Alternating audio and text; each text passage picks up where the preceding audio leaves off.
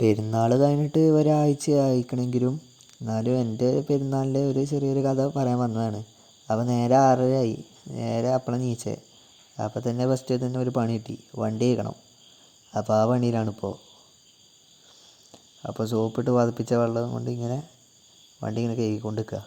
അങ്ങനെ ആ പണി സെറ്റ് ആയിട്ടുണ്ട്. അത് കഴിഞ്ഞിട്ട് അപ്പവും കറിയും കഴിച്ചു. പിന്നെ നേരെ വിട്ട് പള്ളിയിലോട്ടാണ്. പള്ളിയിൽ നിന്ന് നിസ്കാരമൊക്കെ കഴിഞ്ഞു. നിസ്കാരമൊക്കെ കഴിഞ്ഞ് ഉദിയത്ത് കർമ്മമൊക്കെ കഴിഞ്ഞ് എല്ലാവരും വീട്ടിലോട്ട് പോകാൻ വേണ്ടി നിൽക്കുകയാണ്. അപ്പോൾ തന്നെ നേരെ ഞാനും വീട്ടിലോട്ട് ചെന്നു. ചെന്നപ്പോൾ തന്നെ 200 രൂപ പെരുന്നാൾ പൈസ കിട്ടി.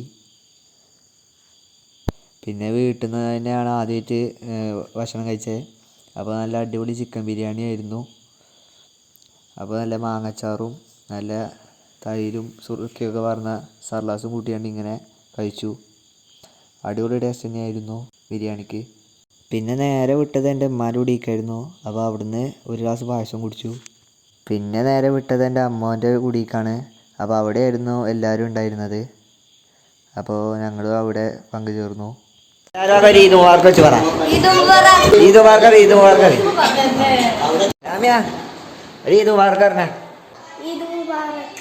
പിന്നെ അവിടുന്ന് ഒരു ഗ്ലാസ് ഫ്രൂട്ട് സലാഡും കഴിച്ചു. പിന്നെ അവിടെ നിന്ന് നേരെ പോയത് പൊയിലിലോട്ടായിരുന്നു. അപ്പോൾ ആ യാത്രയിലാണ് ഞാനിപ്പോൾ.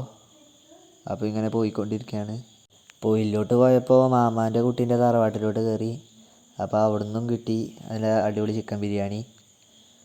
അപ്പോൾ അതും നല്ല അടിപൊളിയായിട്ട് തന്നെ കഴിച്ചു. നല്ല ബീഫ് ഒക്കെ ഉണ്ടായിരുന്നു അതിനൊപ്പം. അപ്പോൾ ഇതാണ് എൻ്റെ പെരുന്നാളിൻ്റെ ഡ്രസ്സ്. ഇഷ്ടപ്പെട്ടെങ്കിൽ എല്ലാവരും ഒന്ന് കമൻറ്റ് ചെയ്യണേ. പിന്നെ വീട്ടിലേക്ക് എത്തിയപ്പോൾ ഇമ്മമാൻ്റെ വക 100 രൂപ പെരുന്നാൾ പൈസ കിട്ടി.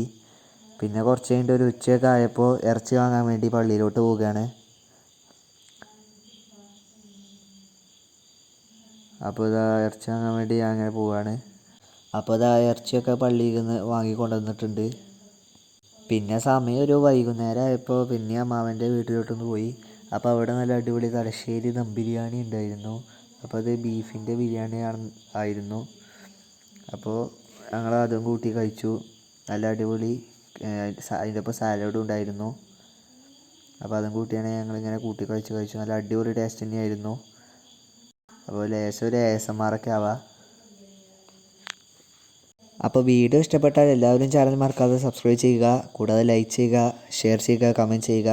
അപ്പോൾ ഇനിയും ഇതുപോലെയുള്ള നല്ല അടിപൊളി മനോഹരമായ വീഡിയോസ് വരാൻ വേണ്ടി എല്ലാവരും വെയിറ്റ് ചെയ്യുക. അപ്പോൾ ഇനി അടുത്തൊരു നല്ലൊരു വീഡിയോ ആയിട്ട് വരാമെന്ന് ഹാഷിം ടെക്കി.